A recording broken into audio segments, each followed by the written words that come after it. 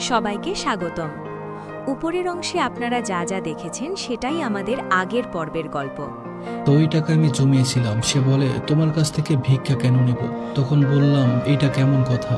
আমি চাই তুমি সফল হও, আমাদের এখন চলুন আজকের গল্পটা শুরু করা যাক।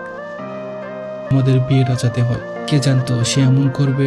আস্তে আস্তে তার ব্যবহারও পরিবর্তন আসলো। আমাকে সময় দিত না, মানে ভালো কথা বললেও খারাপ ভাবে নিত। একসময় ভাবলাম এভাবে আর সম্ভব না, শেষ করে দেয় এই সম্পর্কটাকে। তখন নানা অজুহাত দিয়ে সে আমাকে বলল যে সে আর এসব করবে না। এভাবে 2020 সালও শেষ হলো, 2021 সাল আসলো। আমার বয়স তখন 21 বছর। বাবা মা তো দায়িত্ব আছে, মেয়েকে ভালো একটা ছেলের হাতে বিয়ে দিয়ে তারা নিশ্চিন্ত হবে। তখন ওকে বললাম যে থাক, কিছু করতে হবে না তোমার, তুমি বেকারিতে আমি রাজি, বিয়ে করে পরে না হয় কিছু শুরু করো, চলো বিয়েটা করে ফেলি। সে কিছুদিন সময় চাইলো। আমাকে বিয়ের জন্য দেখতে আসে মানুষ, তাদের সামনে যেতে অনেক কষ্ট হতো। মা বাবাও তখন কথা শোনাতো যে কই সে, যাকে ভালোবাসিস সে তো আসে না, কত বছর অপেক্ষা করবি, আমাদেরও তো বয়স হয়েছে। এভাবে যাচ্ছে দিন। ওকে বললাম যে বাসায় বিয়ের জন্য প্রস্তাব পাঠাও। ও বলে যে না, মা বাবা রাজি হবে না, তুমি একটু মোটা আর কালো। আচ্ছা, যখন রিলেশন করেছে তখন মোটা কালো দেখে করেনি কেন? সে বলল চলো পালিয়ে যাই। বললাম আমার বাসায় আমি রাজি করিয়েছি, তুমি আসো, সমস্যা নেই। ও বলল না। তখন বললাম ঠিক আছে চলো পালিয়ে যাই। এই যে বলল পালিয়ে যাওয়ার কথা, সে আর আসলো না।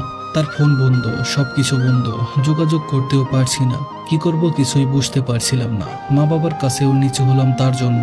আমার মা বাবা আমার বিয়ে ঠিক করে ফেলেছে 2021 সালের সেপ্টেম্বরের 26 তারিখে। এর মধ্যে হঠাৎ একদিন মেসেজ দিয়ে বলে কেমন আছো? তখন বললাম যে কই ছিলে, আমার বিয়ে ঠিক হয়ে গেছে, কিছু করো, আসো পালিয়ে যাই। সে বলল এইসব শুনতে আমি তোমাকে মেসেজ দেইনি, আর আমি বিয়ে করব না তোমাকে, যা ইচ্ছে করো, আমাকে বলবে না। এইসব শুনে আমার পায়ের তলা থেকে মাটি সরে গেছে। নিজেকে অনেকটা ছোট মনে হচ্ছিল যে কাকে ভালোবাসলাম, কার জন্য নিজেকে পরিবর্তন করলাম। তখন মরে যেতে মন চাচ্ছিল।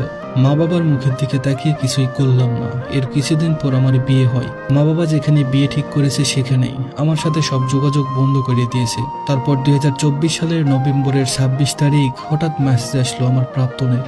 আমি আশা করিনি সে মেসেজ দিবে। তখন জানতে পারলাম তার বিয়ে হয়েছে। 2021 সেপ্টেম্বরে আমার বিয়ে হয়েছে, আর আমার প্রাক্তন বিয়ে করেছে 2021 মার্চ মাসে, মানে আমার বিয়ের আগে। তখনও তার সাথে আমার কথা হতো ফোনে। আমাকে একটু বুঝতে দেয়নি যে তার বিয়ে হয়ে গেছিল। তার এখন 2 বছরের একটা বাচ্চা আছে। তখন সে তো বেকার ছিল, তাহলে আমি তো বেকার অবস্থাতেই রাজি ছিলাম তার হাত ধরতে সারা জীবনের জন্য। সে এখন তার বউকে ডিভোর্স দিয়ে আমাকে চাই। তার বউয়ের সাথে নাকি তার বনিবনা হচ্ছে না, এই জন্য। আচ্ছা, আমি কি তাহলে এতদিন একটা ভুল মানুষকে ভালোবেসেছিলাম?